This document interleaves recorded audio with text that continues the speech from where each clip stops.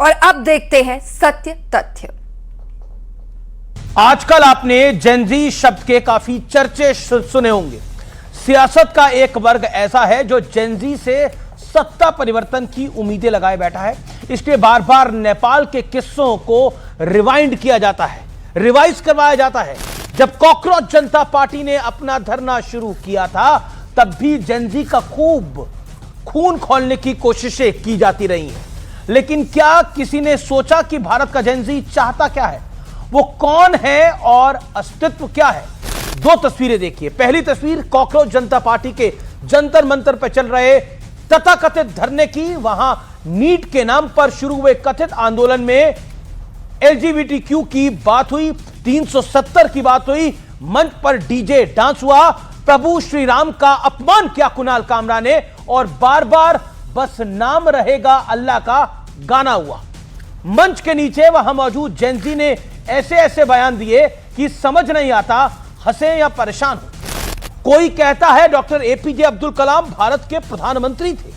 किसी ने कहा जब तक शिक्षा मंत्री महेंद्र प्रधान इस्तीफा नहीं देंगे तब तक वो आंदोलन नहीं खत्म करेंगे।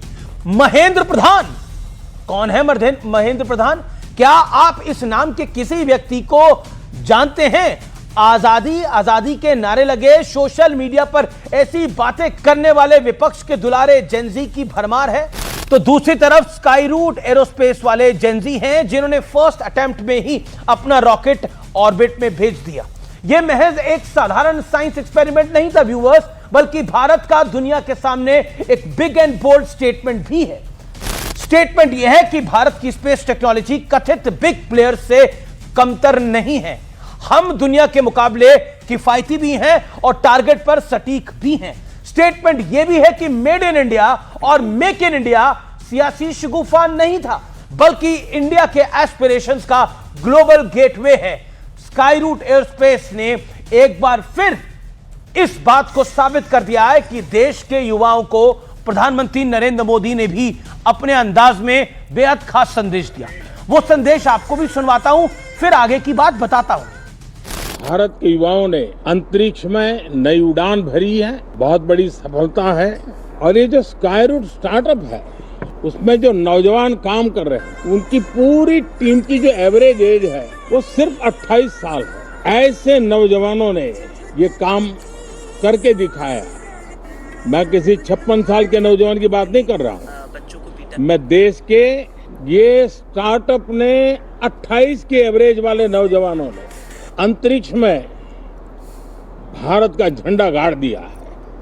प्रधानमंत्री मोदी का संदेश साफ है, आपको कौन सा युवा बनना है? 28 साल का वो साइंटिस्ट जिसने देश को गौरवान्वित किया, प्राउड मूवमेंट फील कराया, या फिर 28 दुना 56 साल का वो युवा जो हार का शतक बना चुका है और उनके पॉलिटिकल ओपोनेंट्स के आरोप है कि हार से परेशान 56 वर्षीय युवा ने विदेशी टूल किट का हाथ थामा हुआ है। बहरहाल आप किस तरह का जेनजी बनना चाहते हैं इसका फैसला आप खुद कीजिए। क्रांति कभी भी बहानों से नहीं, समाधान के लिए जूझने से मिलती है। समाधान के लिए जूझने का मतलब हमेशा वो नहीं होता जैसी तस्वीरें हमने सोमवार को दिल्ली की सड़कों पर देखी। समाधान के लिए जूझना वो भी है जो स्काई रूट के यंग साइंटिस्ट ने करके दिखाया है। उनको सब कुछ थाली में सजाकर नहीं मिला था, उन्होंने भी चुनौतियों का सामना किया, सेटबैक्स फेस किए और अब यहां तक पहुंचे हैं। लेकिन उन्होंने क्रिएटिविटी को कभी भी एनार्की से रिप्लेस नहीं होने दिया। दूसरी तरफ देखिए सोमवार को क्या कुछ हुआ। संसद भवन तक मार्च के लिए निकला कॉकरोचों का हजूम, यानी कॉकरोच जनता पार्टी के नेताओं का हजूम पत्थरबाजी पर उतर आया। आरएएफ ने पिटाई की तो सोशल मीडिया पर सारे फूके हुए कारतूस यानी लेफ्ट लिबरल्स ने रोना शुरू कर दिया। कहा गया पुलिस एट्रोसिटी हो रही है, क्या पुलिस मार खाने के लिए? यह दावा करने वालों में कुछ भूतपूर्व पत्रकार और मौजूदा यूट्यूबर्स की जमात शामिल है।